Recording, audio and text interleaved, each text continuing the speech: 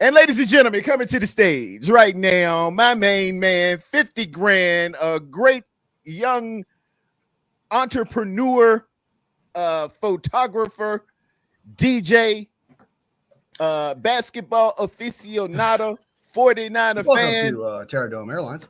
Rod Callen.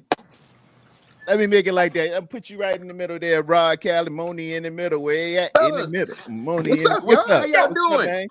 Yo, We're Good, kicking man. it. We're gonna do some mock drafting, and we shall do our mock draft. But this seems to be the topic du jour and by Rod looks popular prepped. demand. He Let me looks let me ready, just man. give it. What do No, you no, see, no, Rod no, Callen? no, no, no.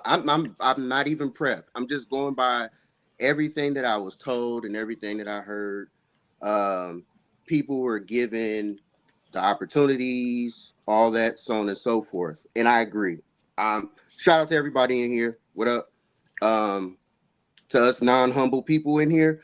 I think the thing about it is that I think that we miss on is the development of Kyle as a coach with quarterbacks. And I think that's the issue that we all forget and excuse when it comes to the context of Trey Lance. Number 3 pick versus last pick. What your expectation is for your first pick versus your last pick. Your expectation as a third pick, period, is way higher than it is for the last pick. Oh yeah, Are we clear on that part? oh yeah, yeah. Okay. It's the first round pick. And traded up to get him in mortgage. Absolutely. Absolutely. I think the second part is I think that you brought up Bo Nix, other quarterbacks, and so on and so forth. I think the biggest thing when you bring up other quarterbacks and everything is when you bring up those other quarterbacks have freedom within that offense. Name me the quarterback that plays for the 49ers that has the freedom within Kyle. Go. Nope, you're not right. No. Okay. No. All right. Not a lot of people have a lot of freedom. I was just Yeah, you're right. wondering. So now when we go with that, then y'all got to remember the first year. Y'all remember when Trey came in and he played against the Raiders, he hit his hand on somebody's helmet and broke his finger. Everybody forgets that part in the first season. Remember, he couldn't throw the spiral. Everybody likes, speaking on that part. So now injuries, that's part of the game. It is what it is. He never complained about it, never said anything behind it, never even voiced his opinion when it came to it. He didn't want to use that as an excuse. Then it came around to everybody started talking about he had a sore arm and all this other crap. That was another excuse that they threw on him. Also, Brock Purdy had that same excuse, but I digress on that part too either. But and let me make something very clear why I'm speaking on this while also speaking on Brock. I'm long gone with Trey. It's just certain things when you speak on Trey that I'm like, hold up. What? Oh, yeah. No, Brandon says Lakers versus Celtics in the NBA Finals. Remember where you heard it first. We got you, Brandon. From your mouth to God's ears, man. Okay. It is what it is. And I think that's another situation. Trey came in there. He played against Arizona that year. Had a pretty good game. Okay. You know what I mean? Didn't have all, the players for him, so on and so forth. It is what it is. You got to use what you got out there. Didn't get to play because, if I'm not mistaken, that year, Jimmy G was still on the team. All the veterans still wanted to because they, quote unquote, still had this open window for the Super Bowl, so on and so forth. So they went with Jimmy G. They thought he was the best one that could win it. All the vets spoke on that part. Okay, we see how that ended up happening. Nothing happened. Then we go to the next year. I knew that Trey wasn't going to be the quarterback and wasn't because if y'all remember that year going into the starting of the season, he wasn't a captain. Anytime, I don't care what anybody says with that. anytime you're not a captain as a quarterback on any team, for the most part in the NFL, you can pretty much kiss all your stuff goodbye that the team doesn't believe within you. I think coaches are the biggest killers of confidence within quarterbacks. And I think that, in my opinion, that Trey Lance's confidence was killed by Kyle. That's just my personal opinion. I don't know that to be true. I just feel that that was the way that everything went from there. We spoke on mechanics. He started working with Christensen, so on and so forth. Then everything like that, boom. Everything started coming along. He threw the deep pass to Gray, and everybody was like, "Oh, here we go, here we go." It's Trey's. If you don't, remember it and all that other stuff. At the end of the day, he came in on the second game. The first game he played in the monsoon in the Bears game. Good luck with that game. That could be anybody's game. You know what I'm saying? Should have thought it'd been a run game more than anything, but it is what it is. You still count that. The next game, what was it? Third play of the game? Seattle. He snaps his ankle. That's the end. It was first quarter. That was the end. Third play of the game. That was it. So when we say that he didn't have the opportunities or he didn't have the chance, y'all, he had the first year he had to develop up under Jimmy G. I give you that. Cool. All right. He had that opportunity. His second year, he was ready to go. But then he snaps his ankle. So now he has a whole year that he's out. Then he's got to recuperate on getting that together. So now we're playing an uphill battle the whole time with Trey in the whole situation. I just think that at the end of the day, when people speak on him not getting a fair chance within the situation, I feel like his clock was sped up because people within the Niners organization was looking at it as, we're still in the Super Bowl window. We don't have time to develop him. That's what I feel like what genuinely happened in that situation. But, but I'm not salty behind it. Once he was done, let's go Brock. And I didn't need to speak on that after that. It won't never so much you, but there's a faction that is, and I think, Twin so eloquently put it together Tuesday. It's a lot of people still holding on to that. Let that go. Let that go.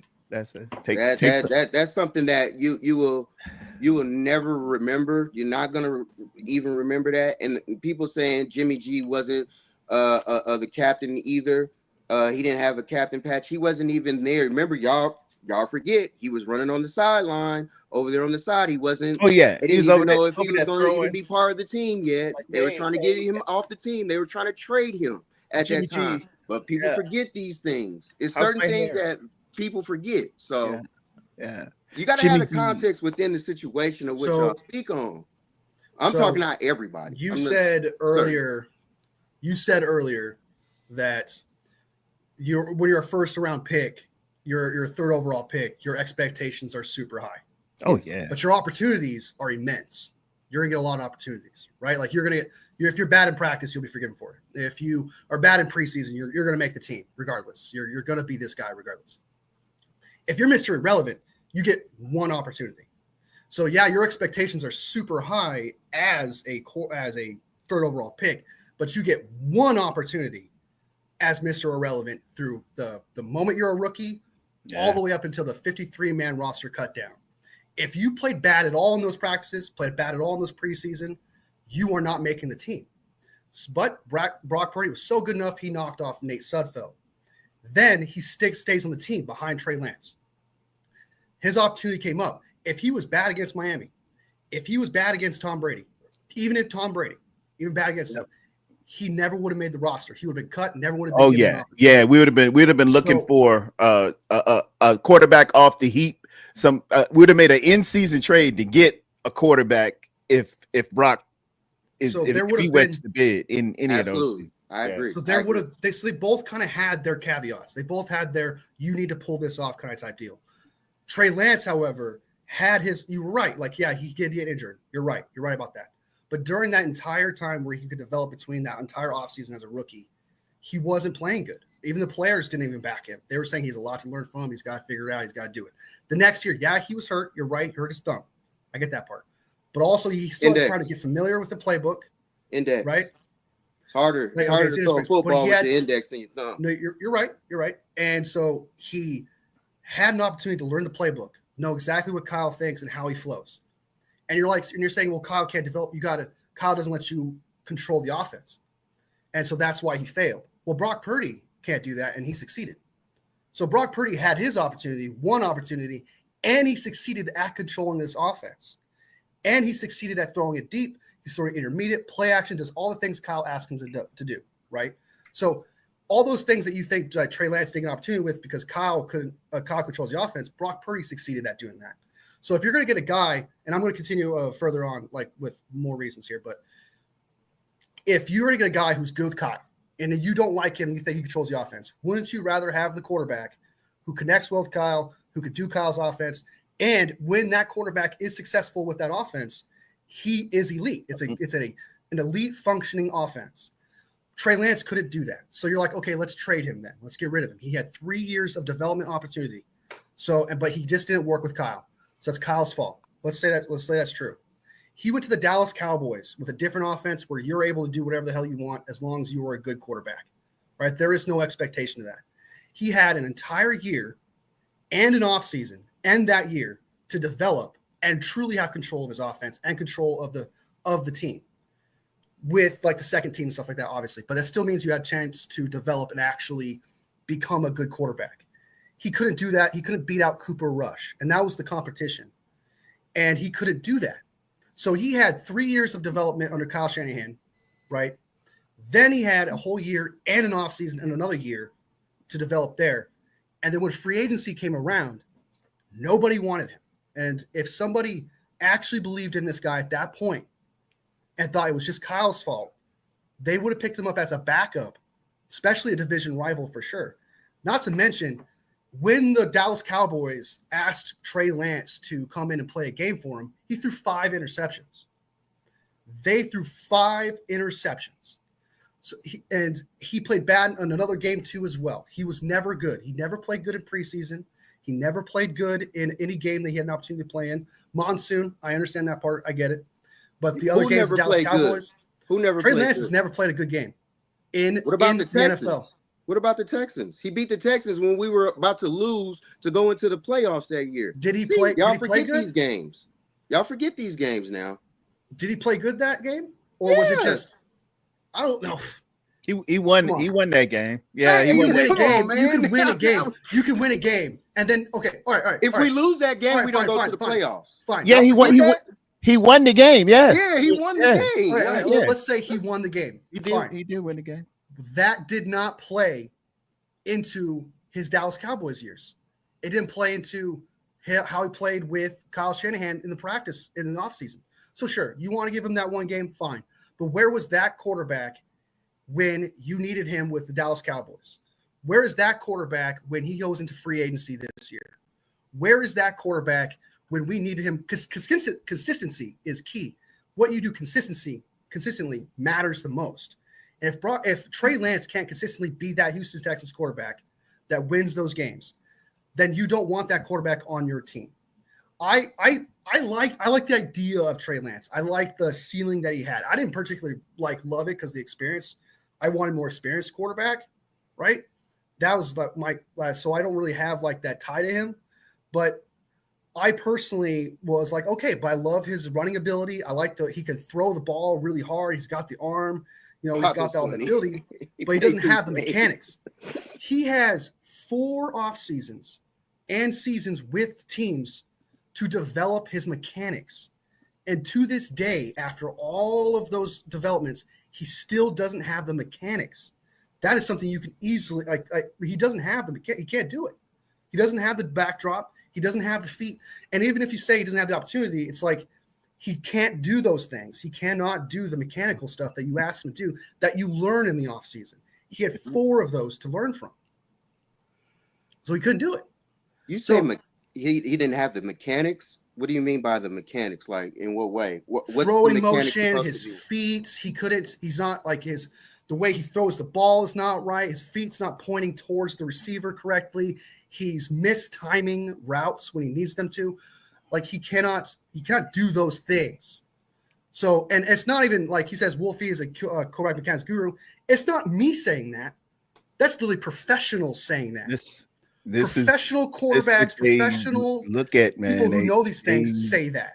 So even if you don't agree with me and you think that I'm not a quarterback guru and you're being sarcastic, it's different. It's different ways of throwing the football, just like it's different shots in basketball. Everybody has their little, I didn't like Phillip Rivers' delivery. That's what I was about to bring up. He would sidearm it a little bit, but he still got the job done, correct? But you can still get the job done with it. But it's some principles. He looked good in practice. He looked good in preseason. He looked good in the games that he did have an opportunity, and he played good at that. He had those opportunities. Can we be fair? Is Trey Lance as good at Phillip Rivers at bad mechanics? No. Can we be fair and just say that Trey, even within his college years, he just didn't have enough? And they look at it from a perspective of it was a COVID time. You remember you guys couldn't go out there and look at people and be first and foremost with it. I think that played a bigger role with the situation than any. Trey had all the traits, but he just and you love that 41 was it 41 interceptions? Absolutely. Or one interception, 41 touchdowns. He just didn't have it. He didn't go through the prerequisite.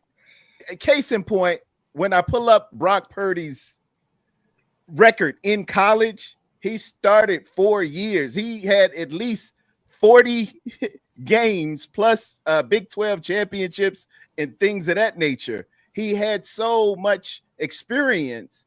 He was destined and almost ready to draft a quarterback with what you wanted. Experience. Trey is like, he was a project. Yes, he was a legit. He was a project. Nobody he was a project knew about. And it was a project. And dude, you can't mortgage 2 first-round draft. Was it 3 first-round draft choices on a guy who ain't played, but 9 games since high school, 10 games since high school. You don't do that. That was okay. They put an unbelievable expectation on this kid who just didn't. He shouldn't have even been in that place, man. Shouldn't have been there. He just shouldn't have been in that place.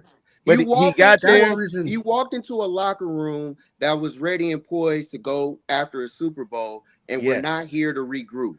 We're not here to babysit this kid we ain't here for that. That's the part that I get frustrated about is, look, this is Super Bowl feeling right now. We're here. We ain't got time to go backwards in the situation. Yes. To help this kid out to hopefully get to this point. That was the part that I feel like that disserviced him in that entire situation. And that's why I feel like, in my opinion, the Niners killed his confidence. That's just, it is what it is. I feel like you guys, we both, 2 things can be true. I'm not saying you're wrong, but I do think that 2 things can be true. I just feel like, it just sucks the way that it all played out. It is what it is. I agree. I agree with you, man. I agree with you that that's the reason why I did not like drafting him 3rd overall was just because of that COVID year. Like he didn't play good in that 1 year of that COVID year, that 1 game, but the year prior to that, he had that insane year or whatever. I was like, I don't love the inexperience here. I want to see more of this product before we draft him. So I do. I didn't even know what we was getting. I didn't either. I had not looked at no North Dakota State. The only one I knew that was just beating the table for this was Wayne Breezy. Wayne Breezy was saying, we are going to get Trey Lance. He bad. Trey Lance. I was like, okay. I was thinking Justin People were Fields. Comparing to Patrick Mahomes. And I wasn't crazy about that. People were like, he's Patrick Mahomes, guys. I was like, what are we talking about? Yeah, man. They was most of the commentators and all the gurus, why they got so butthurt was they were told by everybody in the 49er organization, the insiders now, y'all getting Mac Jones. And that draft night, they felt like egg was on their face. They was mad with the 49ers for a little bit behind that because somebody had leaked. Hey, yeah, we're gonna do Mac Jones. But if you think about this part, and this is why I feel like certain things happen within sports that I don't think gets paid attention to. We talk about NDSU, North Dakota State. They had Carson Wentz there. Y'all remember Carson Wentz one year? He was going on that run with. He was going to be an MVP. He was the yes, sir. He had MVP locked. Had he not tore his ACL? Yeah. And after that year, he's been a backup ever since. Yeah, Nick Foles got in there and won a Super Bowl. Y'all gonna tell me Nick Foles was better than Carson Wentz at that time? He got the Super Bowl. No. That's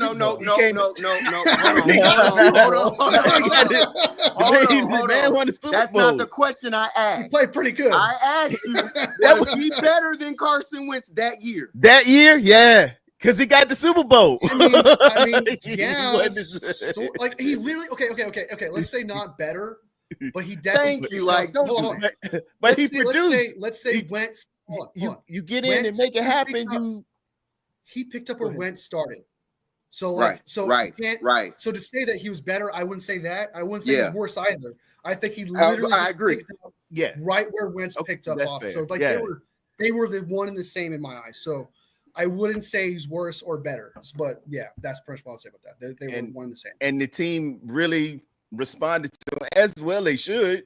They had they said in their locker room they had a shrine up to Nick Foles, and it was the year after, and obviously Carson Wentz felt some kind of way, but hey man, they responded to Nick Foles. They liked Nick Foles. They liked him a lot, and all of them gone now. So, but I know he won that Super Bowl. Huh? I'm laughing at comments because people, y'all know me, man. Y'all know if I throw out jokes, I can take jokes. I'm not ready to crash. This is a good debate. These are two good guys up here. We just love. They told me put your glasses back on. Yeah. I agree with you, Crazy Juice. I think they would have won with Wentz in a landslide that year, or with Wentz. I just feel like Wentz, the way he was playing, he was putting up. He was tearing up. Yeah.